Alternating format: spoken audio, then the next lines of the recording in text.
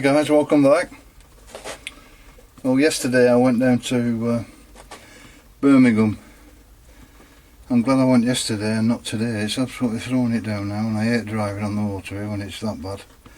But yeah, I got down to, well, it was just a bit farther down than Birmingham. Bishop's Froome, I believe it's called. Nice village, nice small village with a village pub. Very nice. To pick the wood turning lathe up that I bought on eBay, and nice chap that I met down there. I think he's just moved up from Portsmouth. He was a boat builder. He had a big boat in his front garden of his halfway through constructing. But the chap deals and buys and sells tools, and goes to auctions and picks things up, sells them on eBay. And I'd only just taken enough money down to pay for the lathe and buy some fuel, and just has a bit extra just in case of emergencies. And I'm glad I did, really, because he's got a yard full of very desirable stuff down there.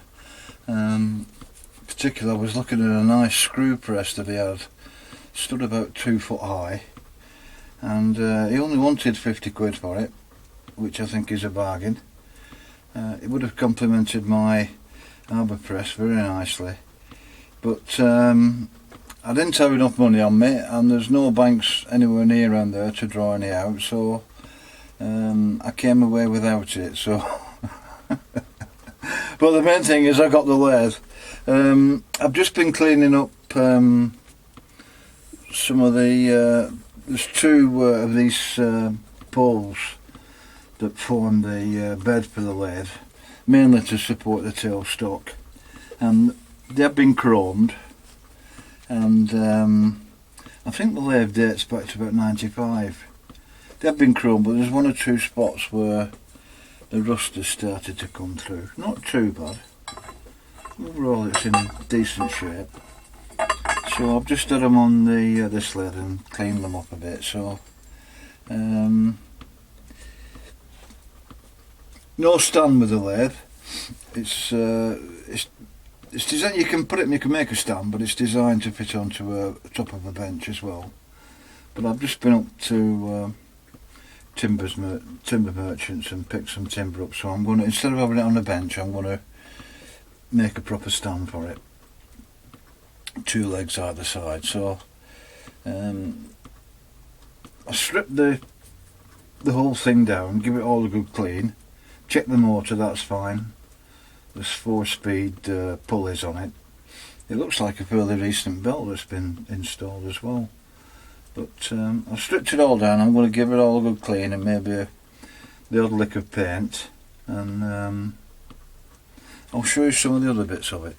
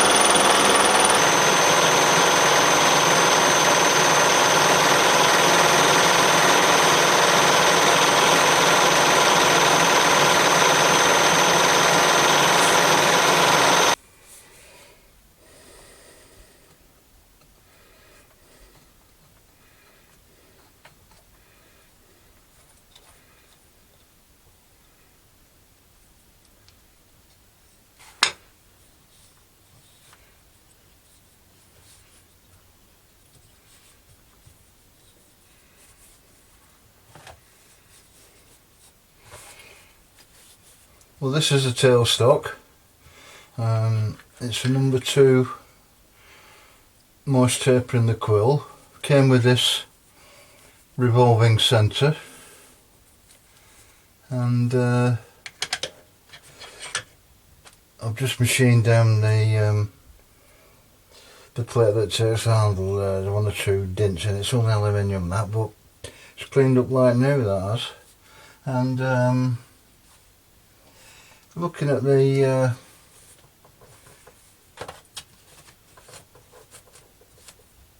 condition of the base of the tailstock, I don't think it's had a lot of use.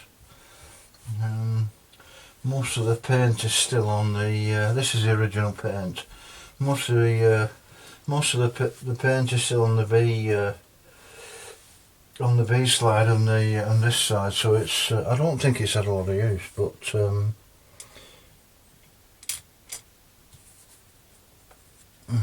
there's just a bit of surface rust on the quill and the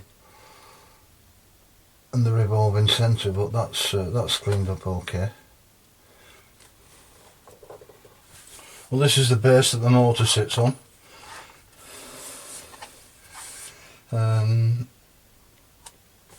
One of the rails that you saw cleaning up earlier on, there's 2 of those. Those slide into these cutouts for it.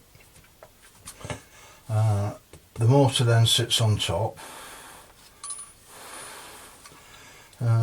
Motor sits onto this plate, and you can see the construction of it, guys. It's pretty substantial. So I think this was. I don't think it's Chinese. I think it's made in Taiwan. This, and I do believe the Taiwanese stuff's better quality than the later Chinese ones. But that's quite substantial.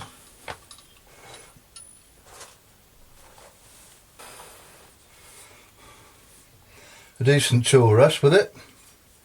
Again, it was a bit rusty, but it's cleaned up nicely.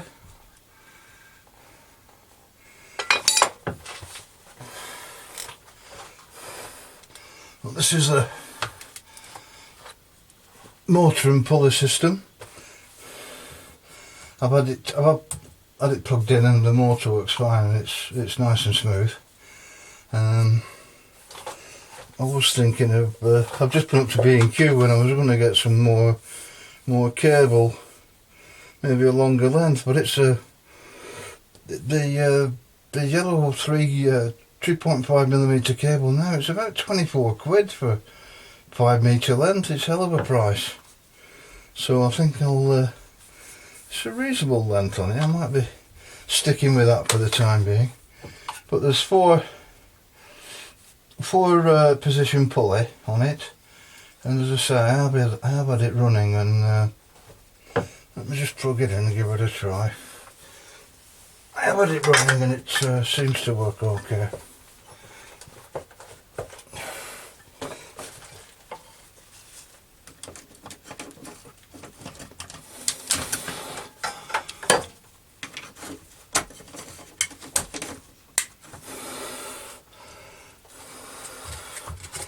I think we're clearing everything there, and the door starter seems to be working, so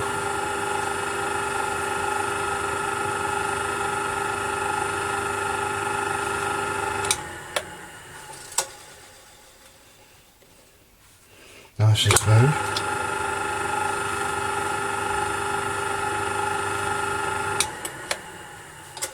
Taking the cover off the pond side as usual, that gets full of sawdust, so I've cleaned majority of that off. There's still a bit more in places, but from my short experience of wood turning, that's what you get. So that's that, guys. Now, what I was particularly pleased to find was this 4-jaw chuck that came with it, and when I was looking at the pictures on eBay, you couldn't tell the maker's name or the quality of it. It was had quite a lot of surface rust on it. It's got a screw thread on the boss. this plate comes off, so you can make adapters for different spindle noses.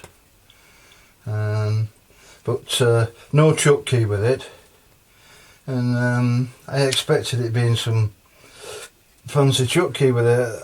I'd seen pictures and it's very similar to my collet chuck that I have on my Holbrook, the way that works. But there's no chuck key came with it. But when I got back, I've just an ordinary Jacobs chuck key is what you use. I intend taking the handle off and extending the bar up and then putting a T-piece on, so when it's on the lathe the handle will be up here out of the way. But when I've opened it up, I find that it's an Axminster chuck.